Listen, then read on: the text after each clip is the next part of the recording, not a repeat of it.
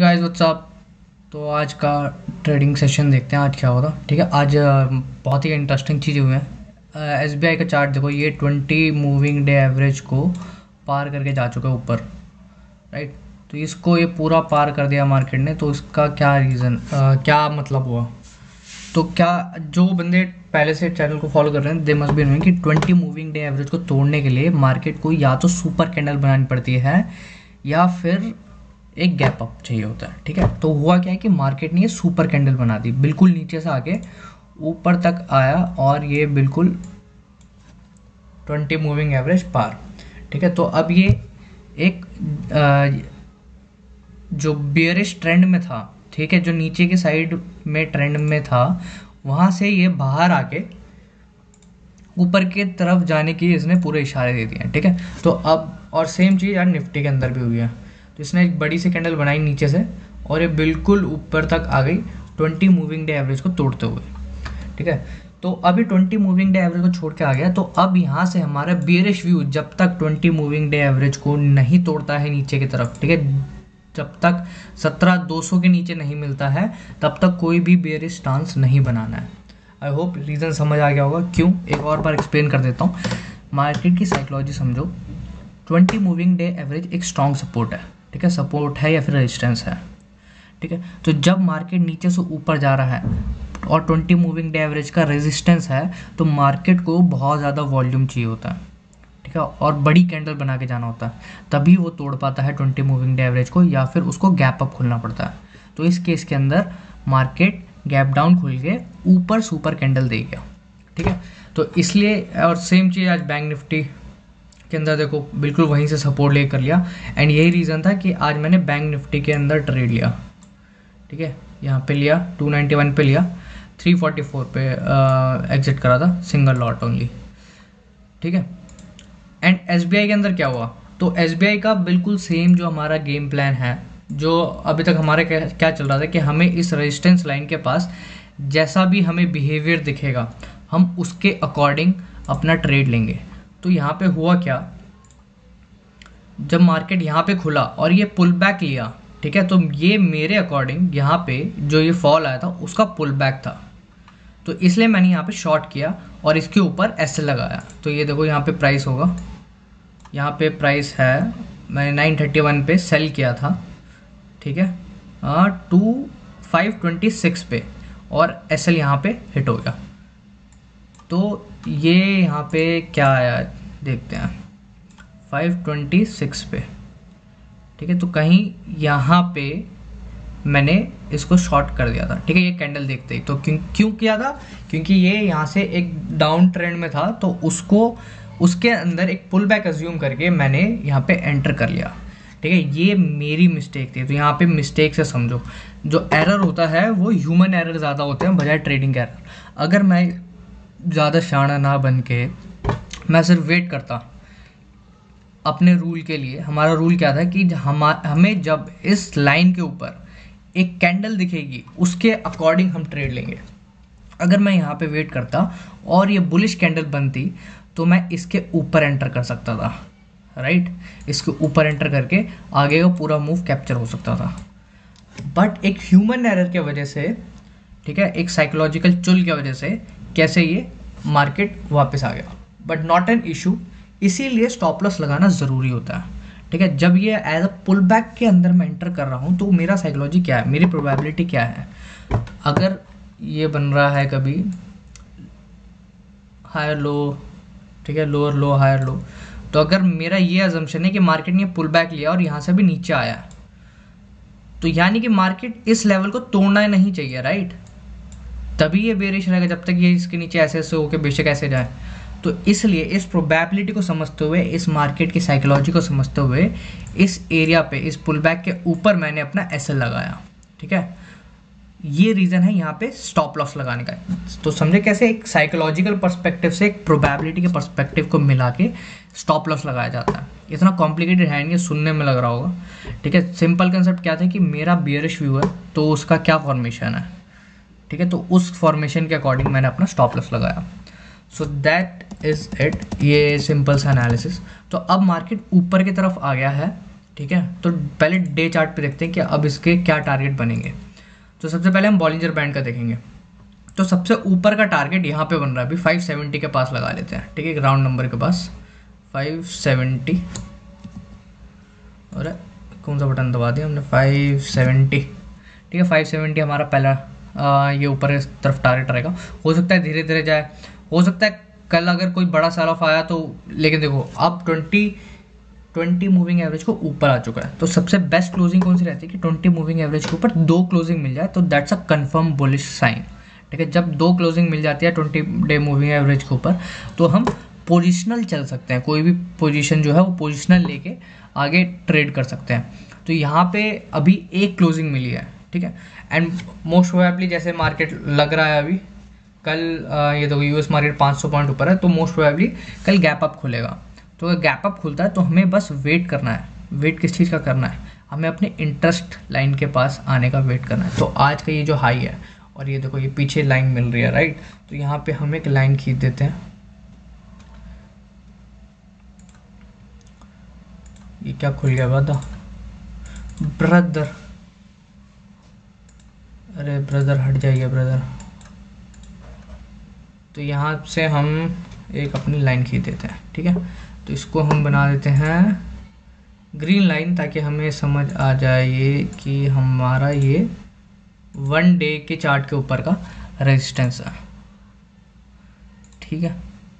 तो ये हमारा पहला रेजिस्टेंस है, और अभी रेजिस्टेंस के बाद देखो कैसे मार्केट कितने परफेक्टली यहाँ से रिजेक्ट हुआ है, ऑलराइट। एंड अब यहाँ से चेक करते हैं अगला टारगेट हमें क्या मिलेगा। तो देखो एक टारगेट हमें ये मिल रहा है, ठीक है, एक माइनर रेजिस्टेंस है ये। तो माइनर रेजिस्टेंस कोई लेना चाहे, कोई खेलना चाहे इसके साथ तो खेल लेना भैया। यहाँ पे हल्का सा भी कंसोलिडेशन मिलता है तो हमें वापसी नीचे की तरफ की हल्का सा कंसोलिडेशन मिलता है तो मार्केट तोड़ के ऊपर निकल सकता है, राइट।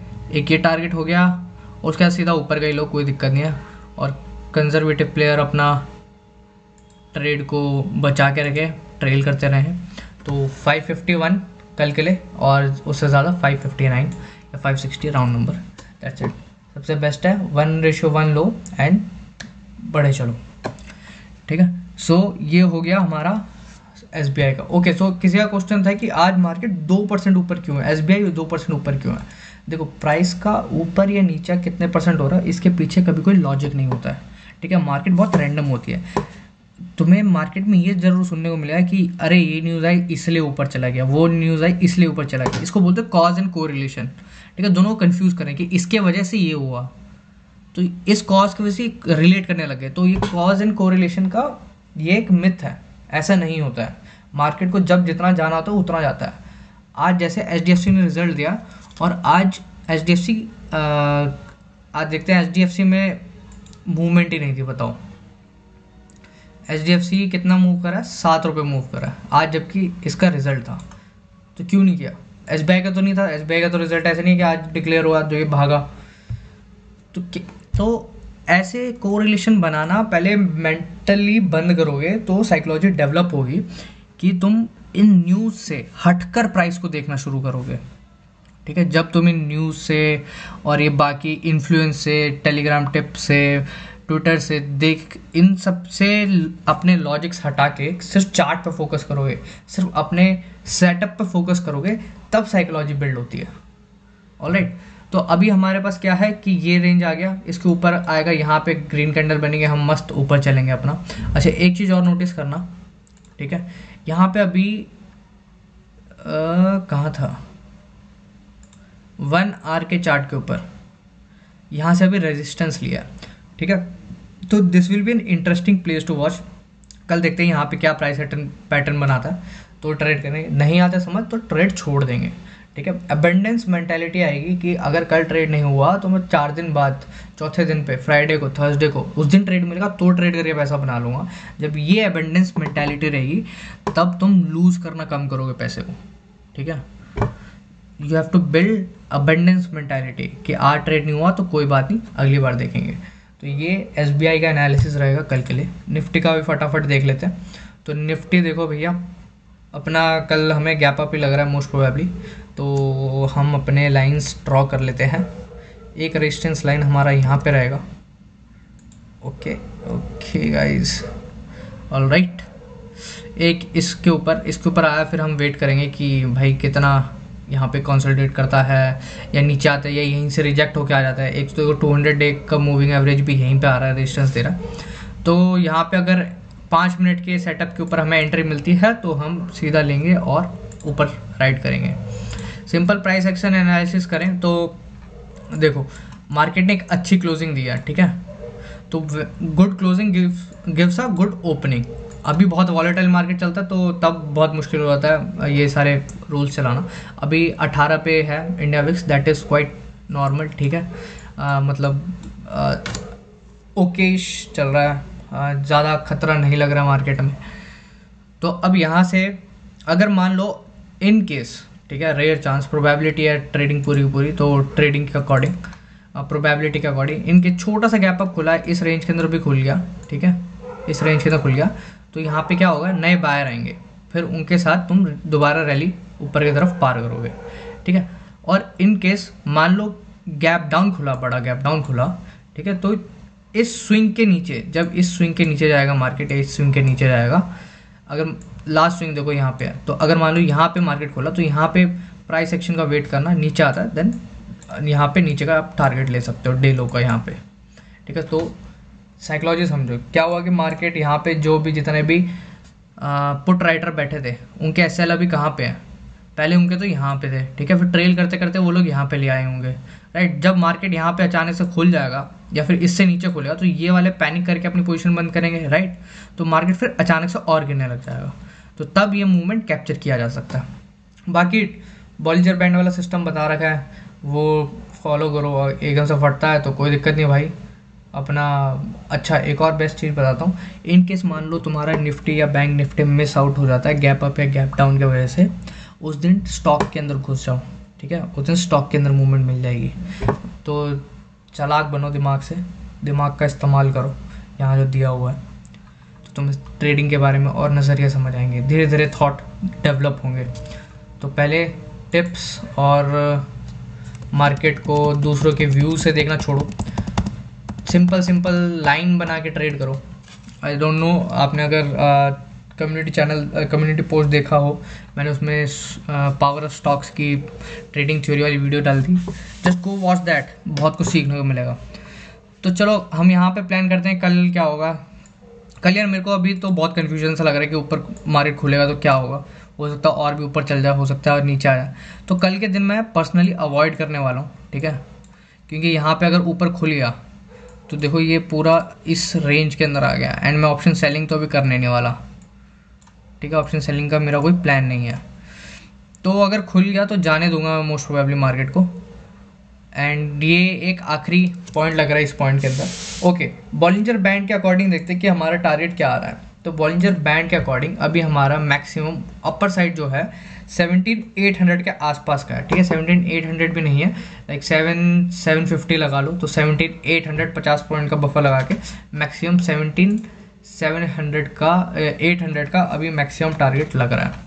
और इसका मतलब ये नहीं है कि मैं अभी बेरिश नहीं हूँ अपने व्यू को लेके, ये शॉर्ट टर्म मूवमेंट के लिए अभी जो मार्केट बता रहा है वो है, जो मैं बेरिश हूँ वो 1 से 1.5 साल का व्यू है, ठीक है। तो मैं अपनी जो पोजीशन है वो और एडजस्ट कर लूँगा, जब ऊपर आएगी मैं एवरेज आउट कर लूँगा, ठीक है। तो long term and short term intraday के व्यू के बीच के डिफरेंस समझो।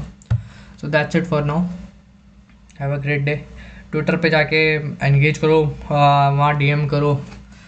I am probably the only trading psychologist right now, so if you know someone else मेरे को कनेक्ट करवाओ उनसे, let's grow together। तो DM me your queries on Instagram, Twitter, comment में बताओ। टेलीग्राम का ग्रुप है नीचे, टेलीग्राम ज्वाइन करो, वहाँ पे मैं लाइव मार्केट में साइकोलॉजिकली बताता हूँ मार्केट को कैसे देखना है एंड बिल्कुल लगाव करके पैसा कैसे नहीं डालना है। So that's it for now, have a great day.